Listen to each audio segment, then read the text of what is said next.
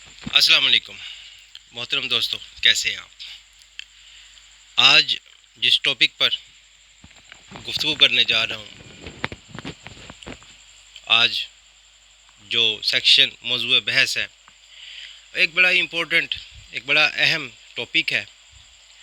इस टॉपिक पर मतलब कि जानना बहुत ज़रूरी है। जो लोग, जो हजरात, जो वकला साहिबान सिविल की प्रैक्टिस करते हैं, उनके लिए 12 को बहुत अच्छे तरीक़ेकार से समझ लेना बहुत ज़्यादा ज़रूरी है।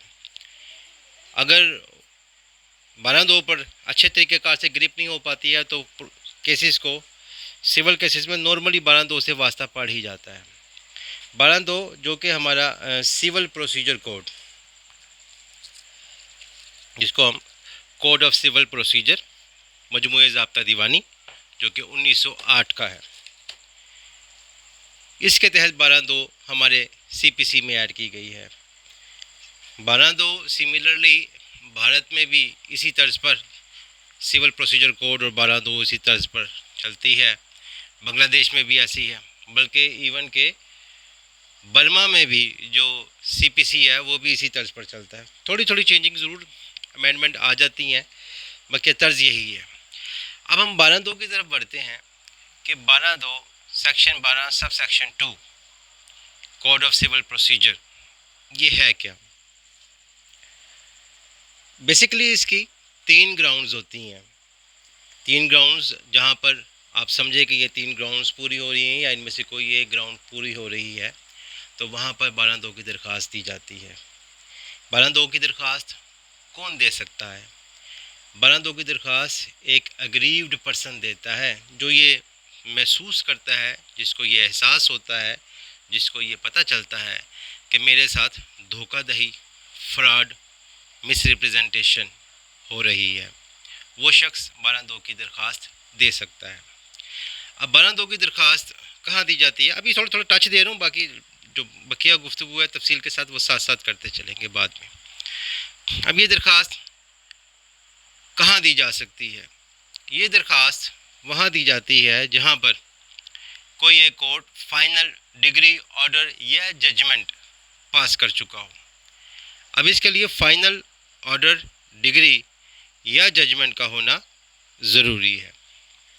अगर फ़ाइनल ऑर्डर, डिग्री या जजमेंट नहीं है तो फिर 12 की दरख्वास्त नहीं दी जा सकती है। अब हम बढ़ते हैं जी 12 की दरख्वास्त, इसकी 3 ग्राउंड्स, वो कौन कौन सी 3 ग्राउंड्स हैं।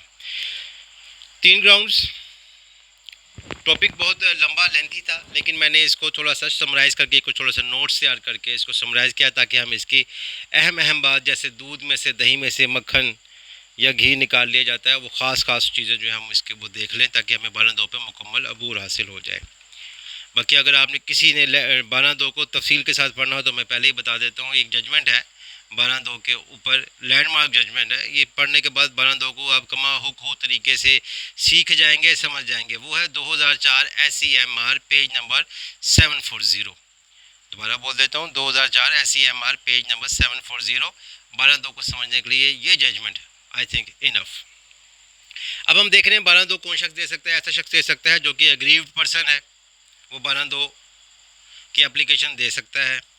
अब इस ऐसे शख्स का फ़रीक़ मुकदमा होना ज़रूरी नहीं है जो 12 की दरख्वास्त देने जा रहा है। ज़रूरी नहीं है कि वो फ़रीक़ मुकदमा हो, वो फ़रीक़ मुकदमा भी हो सकता है, वो फ़रीक़ मुकदमा नहीं भी हो सकता है। अब यहाँ पे एक बड़ा ये क्वेश्चन पैदा होगा कि जी 12 की दरख्वास्त जो फ़रीक़ मुकदमा है वो कैसे दे सकता है।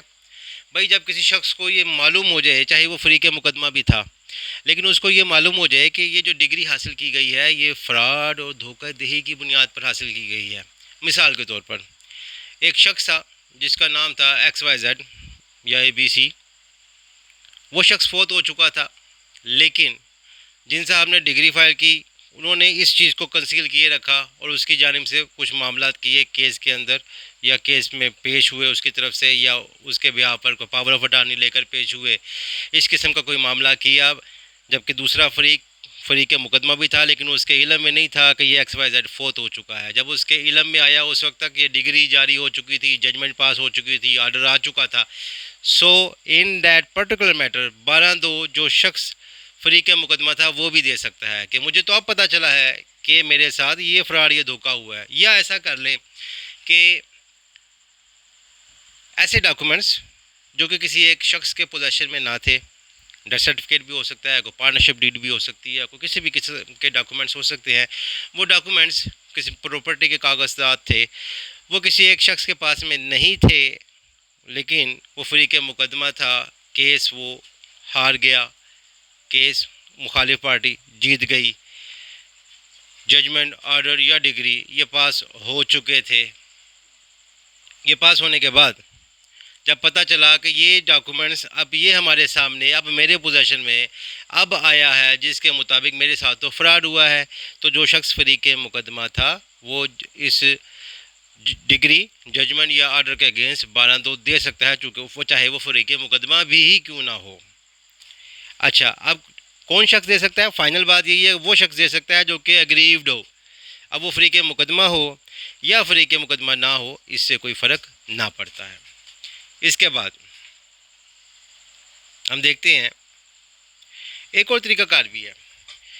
अगर कोर्ट ये देखती है, कोर्ट को ये समझ आती है, कोर्ट ये महसूस करती है कि इस शख्स ने मेरे साथ ही फ्रॉड किया, कोर्ट के साथ फ्रॉड किया, चीट किया, धोखा किया, मिस रिप्रेजेंटेशन के साथ ये ऑर्डर ले लिया है, तो कोर्ट सोमो मोटो एक्शन लेकर खुद से भी 12(2) के तहत इस केस को ऑर्डर को रिवर्स कर सकती है, इसमें अमेंडमेंट कर सकती है और इसको सेट असाइड भी कर सकती है। अब किस बुनियाद पर 12(2) की दरख्वास्त दी जाती है, यानी वो कौन कौन सी ग्राउंड्स हैं?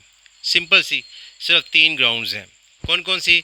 Number 1 fraud, number 2 misrepresentation, number 3 want of jurisdiction. अब तीनों चीज़ों को हम फर्दर आगे देखेंगे।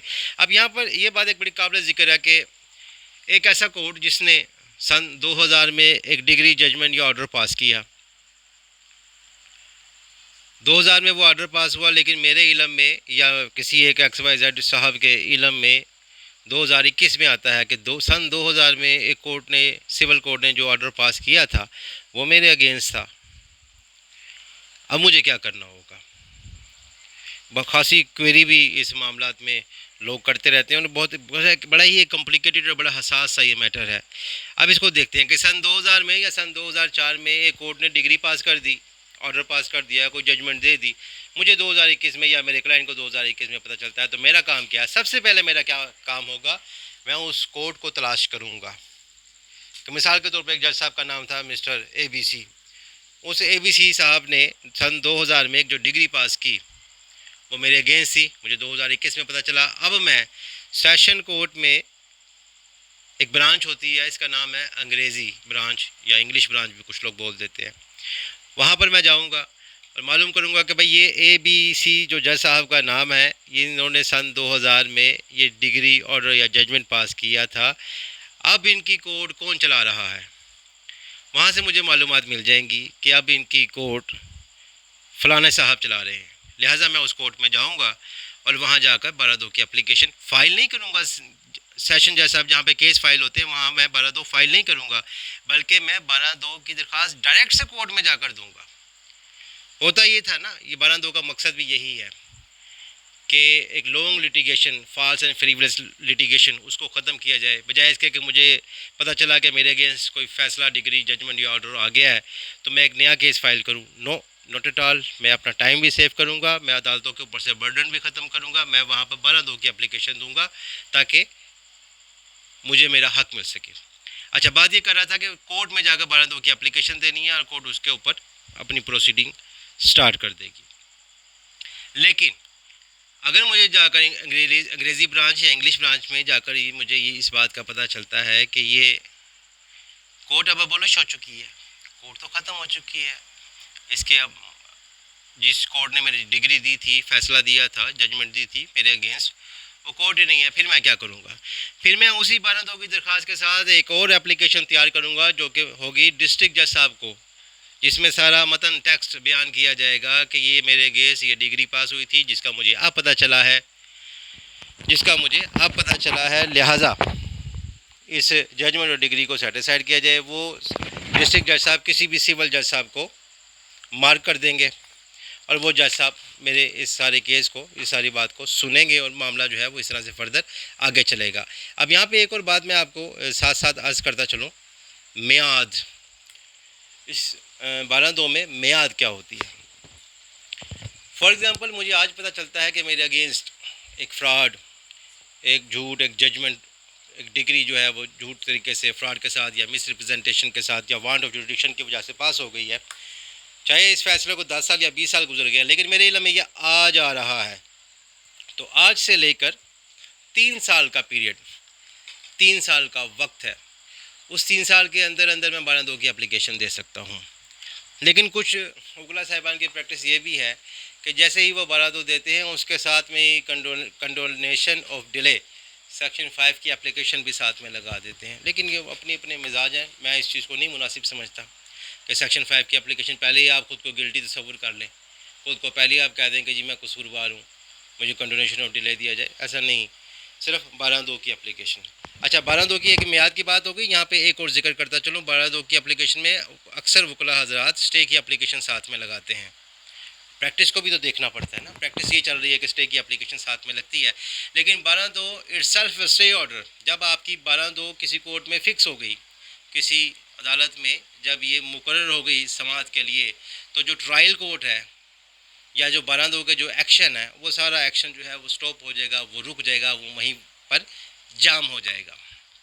लेकिन हमारी प्रैक्टिस क्या चल रही है कि जहाँ पर हम 12(2) की एप्लीकेशन देते हैं उसके साथ में ऑर्डर 39 रूल 1(2) की एप्लीकेशन भी सेपरेटली देते हैं। किस लिए देते हैं? ताकि हमें स्टे ऑर्डर मिल जाए। वो स्टे ऑर्डर लेकर हम ट्रायल कोर्ट में जाते हैं, वहाँ पर जाकर प्रोसीडिंग को स्टॉप करवाते हैं। ऐसा हालांकि होना नहीं चाहिए।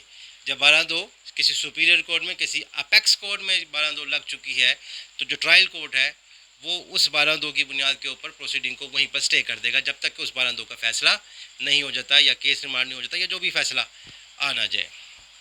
अच्छा, अब वापस हम आते हैं जहाँ से अपनी अपनी बात को हम छोड़ रहे थे कि 3 ग्राउंड्स हैं। एक ग्राउंड है मिस रिप्रेजेंटेशन, एक है फ्रॉड, तीसरी है वांट ऑफ जुडिक्शन। अभी मैंने आपको एक लैंडमार्क जजमेंट का भी जिक्र कर दिया जो कि सन 2004 की SCMR पेज नंबर 74 जिसका 0 है, 740। अब इसके बाद किस फॉर्म पर, कौन सी वो जगह है जहाँ पर 12(2) की एप्लीकेशन दी जाएगी। साथ साथ ना मुझे कुछ पॉइंट मेरे जहन में आ रहे हैं, वो मैं लिखता जा रहा हूँ ताकि साथ साथ उनको भी एक्सप्लेन कर दिया जाए। वो लिख लिया अभी, वो एक किराएदारी का एक पॉइंट है वो लिखा मैंने, बाद में उसको एक्सप्लेन करता हूँ। अब किस फॉर्म पर एप्लीकेशन 12(2) की दी जा सकती है? 12(2) की एप्लीकेशन ऐसी कोर्ट में दी जाती है जिसने फाइनल ऑर्डर, जजमेंट या डिक्री पास की, फाइनल आखिरी ऑर्डर। फॉर एग्जांपल एक सिविल जज साहब ने एक ऑर्डर, जजमेंट या डिक्री पास कर दी, किसी साहब ने उसको चैलेंज कर दिया, अब मैटर जो है वो पेंडिंग है डिस्ट्रिक्ट जज साहब के पास, तो 12(2) कहाँ दी जाएगी? अभी तो डिस्ट्रिक्ट जज साहब ने कोई फाइनल डिसीजन ही नहीं दिया, कोई फाइनल डिग्री और जजमेंट पास नहीं की है, इसलिए 12(2) वहाँ नहीं दी जाएगी बल्कि सिविल कोर्ट में दी जाएगी क्योंकि वहाँ पर फाइनल डिसीजन आ चुका है। फॉर एग्जांपल अगर डिस्ट्रिक्ट जज साहब कोई फाइनल डिसीजन, ऑर्डर या जजमेंट पास कर देते हैं तो ये फिर डिस्ट्रिक्ट जज साहब के पास 12(2) की एप्लीकेशन दी जाएगी। यही मामला हाई कोर्ट तक चलेंगे। अगर फाइनल डिसीजन हाई कोर्ट का है, जजमेंट, डिग्री, ऑर्डर, तो फिर 12(2) हाई कोर्ट में दी जाएगी। तो 12(2) वहाँ दी जाती है, कौन देता है? एग्रीव्ड पर्सन देता है। कहाँ देता है? वहाँ देता है जहाँ से किसी कोर्ट ने फाइनल डिग्री, ऑर्डर या जजमेंट दी हो, फाइनल डिग्री, वहाँ पर 12(2) दी जाती है। अब 12(2) जो दी जाती है दरख्वास्त, इसमें सिर्फ ये नहीं बताना होता कि मेरे साथ फ्रॉड हुआ है या मिस रिप्रेजेंटेशन हुई है, सिर्फ बताना नहीं होता है बल्कि इसको साबित भी करना होता है। कुछ ऐसी डॉक्यूमेंटेशन साथ में लगानी पड़ती हैं जो इस चीज़ को साबित करेंगे कि ये फ्रॉड मेरे साथ हुआ है, धोखाधड़ी मेरे साथ हुई है, इसको हमें ये साबित करना पड़ेगा। अगर हम ये साबित नहीं कर पाते हैं तो फिर 12(2) ऐसी नहीं चल पाती है। और अगर जज साहब किसी भी मुकाम पर इस नेचर को, इस चीज़ को समझ जाते हैं कि 12(2) सिर्फ और सिर्फ इस लिटिगेशन को लंबा करने के लिए दी जा रही है, तो तब भी जज साहब अपने इख्तियारात को इस्तेमाल करते हुए इस 12(2) की एप्लीकेशन को खारिज कर देंगे। लिहाजा फ्रॉड कह देना, धोखाधड़ी कह देना ये काफ़ी नहीं है बल्कि इसका साबित करना ज़रूरी है। और जब केस लगाया जाता है तो इसके साथ ऐसे डॉक्यूमेंट साथ में लगाए जाना ज़रूरी हैं जो कि ये साबित करें कि धोखाधड़ी और फ्रॉड हो रहा है। फ्रॉड की लिमिटेशन के बारे में मैंने पहले ही आपसे साथ जिक्र कर दिया कि फ़्रॉड की लिमिटेशन क्या है। जब से धोखाधड़ी या फ्रॉड आपके इल्म में आए उस दिन से लेकर 3 साल तक 3 इयर्स का जो पीरियड होता है, during the 3 years period you can file the 12(2) section 12 sub section 2 की एप्लीकेशन आप फाइल कर सकते हैं 3 साल के अंदर अंदर। ये भी मैंने आपके साथ एक जिक्र कर दिया कि 12(2) की जो दरख्वास्त होती है, ये एप्लीकेशन एक खुद से ही एक स्टे ऑर्डर होता है। अलग से 39(1)(2) ऑर्डर रूल ऑर्डर 39 रूल 1(2) की एप्लीकेशन अलग से देने की ज़रूरत नहीं होती है, लेकिन प्रैक्टिस में दी जा रही है। क्योंकि अगर हम 12(2) की दरख्वास्त सेशन जज साहब को देते हैं तो नीचे ट्रायल कोर्ट अपना काम कर रही है, उसके इलम में हम लाते हैं तो वो अगर से क्वेश्चन यही होता है कि जी मुझे कोई बाकायदा एक स्टे ऑर्डर ला दें जिसमें मुझे काम करने से रोका गया हो, तो वो डिस्ट्रिक्ट जज साहब से डिमांड की जाती है कि हमें एक स्टे ऑर्डर दे दें ताकि हम नीचे ट्रायल कोर्ट या सिविल कोर्ट को जाकर वो ये स्टे ऑर्डर जमा करवा दें ताकि प्रोसीडिंग जो है वो रुक जाए और फ्यूचर की जो कॉम्प्लिकेशन है, जो फॉल्स एंड फ्रीवियस लिटिगेशन है, उससे भी बचा जा सके।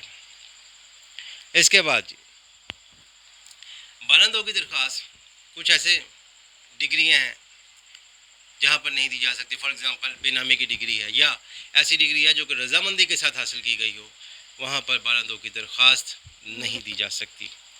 दरख्वास्त देने के लिए सिर्फ नेक नीयती साबित करना ज़रूरी नहीं होता है, बल्कि दरख्वास्त देने के लिए आपने ये बाकायदा डॉक्यूमेंटेशन के साथ ये साबित करना है कि आपके साथ ये फ्रॉड हुआ है। आपको शहादत लानी पड़ेगी कि मेरे साथ ये फ्रॉड हुआ है, तब कहीं जाकर आपकी 12(2) काबिल कबूल होगी। अब एक पॉइंट जिसको मैं यहाँ पे एक्सप्लेन कर देना ज़रूरी समझता हूँ, क्या 12(2) की दरख्वास्त मुझसे क्वेश्चन भी किया गया और मैंने ये प्रैक्टिस भी की है, अल्हम्दुलिल्लाह इस प्रैक्टिस को इसमें मैंने विन भी किया। क्या 12(2) की दरख्वास्त किराएदारी के मैटर में दी जा सकती है? नो डाउट किराएदारी एक स्पेशल एक्ट है, एक स्पेशल लॉ बन चुका है।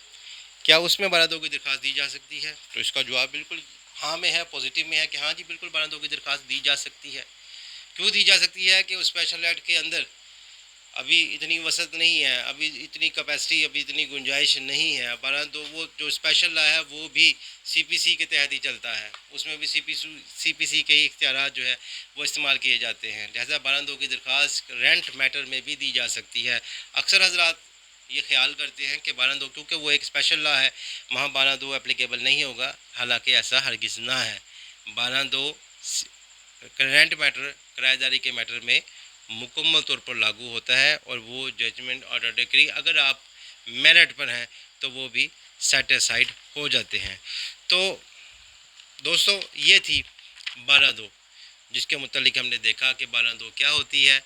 12(2) एक एप्लीकेशन है, ऑर्डर 12 सब सेक्शन इसका 2 है जो कि कोड ऑफ सिविल प्रोसीजर जो कि हमारा मजमूए ज़ाब्ता दीवानी 1908 के तहत ये सारे मामलात बनाए गए। इसके अंदर 12(2) के तहत जो है ये एप्लीकेशन दी जाती है, जिसमें 3 ग्राउंड्स हैं। एक है फ्रॉड, दूसरी है मिस रिप्रेजेंटेशन, तीसरी है वांट ऑफ डिडक्शन के इस जज साहब को ये इख्तियार ही हासिल ना था, इन्होंने ये ऑर्डर, ये डिग्री, ये जजमेंट कैसे पास कर दिया। अगर कोई एक शख्स ये समझता है कि मेरे साथ इन तीनों में से किसी एक पॉइंट के ऊपर फ्रॉड हुआ है, धोखा हुआ है, या जैसा आपने ऐसा ऑर्डर पास कर दिया, ऐसा वो करने का इख्तियार ही नहीं रखते थे, तो 12(2) की एप्लीकेशन दी जा सकती है। ये एप्लीकेशन कहाँ दी जा सकती है? उस कोर्ट में दी जाएगी जिस कोर्ट ने फाइनल डिक्री, ऑर्डर या जजमेंट पास की है। ये भी मैंने साथ में एक्सप्लेन कर दिया कि अगर किसी जज साहब ने सन 2000 या 1995 या 1980 में एक फ़ैसला दिया था, जजमेंट दिया था, डिग्री पास की थी, तो उसको हम किस तरीक़ेकार से आगे लेकर चलेंगे। साथ में इसी से एक्सप्लेन करने के साथ साथ मियाद का भी मैंने ज़िक्र कर दिया कि आपके इल्म में, आपके नोटिस में जब धोखाधड़ी या फ्रॉड आता है तो उस वक्त से लेकर 3 साल का पीरियड है, उस 3 साल के पीरियड के अंदर आप 12(2) की एप्लीकेशन फ़ाइल कर सकते हैं। रेंट मैटर का मैंने ज़िक्र किया कि रेंट मैटर में 12(2) की दरख्वास्त बिल्कुल दी जा सकती है। हर वो शख्स ये दरख्वास्त दे सकता है जो कि अग्रीव पर्सन हो, चाहे वो फ्री के मुकदमा हो, चाहे वो फ्री के मुकदमा ना भी हो, वो 12(2) की दरख्वास्त दे सकता है। ये किस सूरत में, इसका जिक्र भी मैं ऑलरेडी कर चुका हूँ। इससे मुतल्लिका अगर मज़ीद कुछ क्वेश्चन हो तो आप दोस्त मुझे कमेंट में मुझसे पूछ सकते हैं। आज के लिए इतना ही। बारंदों की दरख्वास्त, ये मैंने कोशिश की कि दरिया को कूज़े में बंद कर देना एक मुहावरा है, कोशिश की कि चंद सत्रों में बारंदों का मुहित कर दिया जाए, पूरी बारंदों को एक्सप्लेन कर दिया जाए। एक काविश है आप लोगों के सामने। ऐसे आप मुझे कमेंट्स में ज़रूर बताइएगा कि मेरी ये काविश कैसी थी। मतलब थैंक्स, बहुत शुक्रिया। अल्लाह हाफिज़।